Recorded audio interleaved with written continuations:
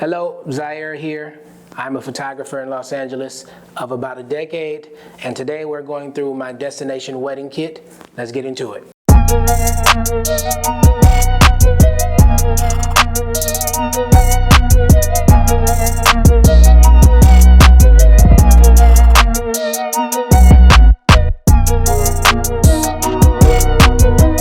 I recently just got back from shooting a wedding in Catalina Island.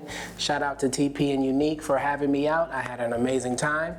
And this video is to tell you all about everything that I took with me and what I take to weddings when I go to destinations. So my bag of choice is the Think Tank Airport XT. This thing is absolutely perfect for everything that I need it for. It fits in the overhead of a plane. It's small enough to be considered a carry-on.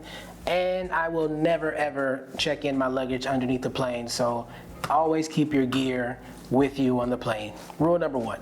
So let's get it started. Disclaimer, my 24-70 2.8 lens is what I'm using for this video, so that will not be in the bag, but I literally take that lens everywhere, every wedding, any shoot. The 24-70 goes with me, so 24-70 is the first lens on the list. Let's open up this bad boy here. Okay, first things first, I'm the realist. We have the Nikon Z9. This is my go-to camera.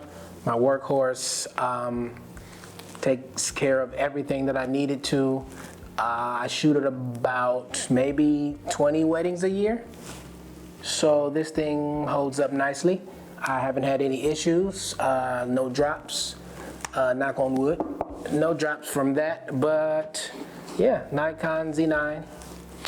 And my secondary camera is the Nikon Z7. This is what I pair my Z9 with whenever I'm shooting a wedding, and it gets the job done.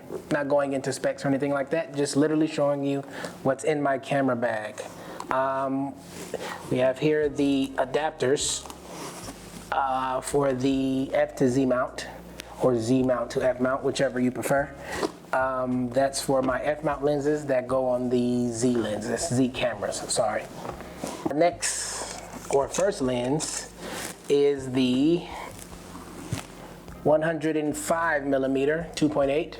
I literally only use this for ring shots, so this doesn't come out of my bag often, but when it does, I'm usually shooting details or the rings, or sometimes I even get fancy with the portrait shots. So yes, the Nikon 105 millimeter is in the camera bag, and oh yeah, this is the beast, the baby and the beast. This pretty little thing is the 85 1.2 millimeter, the sharpest lens I have ever used as a Nikon owner. This lens is a pretty penny, I'm not gonna lie to you. It's ridiculous how much this lens is, but I love it. If you saw my previous video, you saw that I had the F mount 1.8, and I said I was going to upgrade to this when it came out. I am a man of my word. I skipped the 1.4 F mount and went straight to the 1.2. This lens is sharp, incredible. The compression is amazing. I think it's worth every penny, but that's probably because I waited so long to upgrade. So yes, the 85 1.2. Definitely in the bag every time. Let's see what else we have here. Buried underneath here is Nifty 50 1.4 F mount. Nikon, yeah, 1.4 F mount. To be honest with you, I really don't use this lens. I only bring it just in case something happens to my 24-70. And yeah, I don't really use it that much. I don't know. But yes, I bring it just in case something happens. And let's continue on for the flashes that I use. It is the Nikon SB900 and the SB910. The Nikon Flashes, these are pretty old, but they work. So whenever I shoot the reception, These are the flashes I'm using. I'm a natural light photographer. I don't use artificial light that much unless I absolutely have to. But as far as the reception goes and the evening events, dancing and stuff of that nature, these are the flashes I put on my cameras to end the night. Whoopsie. What else is in here? Blower, get the dust off. Lens cleaner and a lens cloth, of course. Just in case something happens, gotta clean it off. What else is in here? Battery charger, extra batteries, and more batteries. And we can go to the zippers. Let's see, zippers, I have card reader. That's a CF and SD card reader, as well as a XQD. Let me take it out the bag. This is a XQD and SD card reader. So this is essential for me because both of my cameras take XQD cards. What else we have here? We have AA batteries for my flashes, rechargeable. Gotta have rechargeable batteries. Never going back to regular batteries ever again. And what else is in here? And then we have a hex screw just to tighten or loosen the mounts on the bottom of my camera. And I use the spider holster.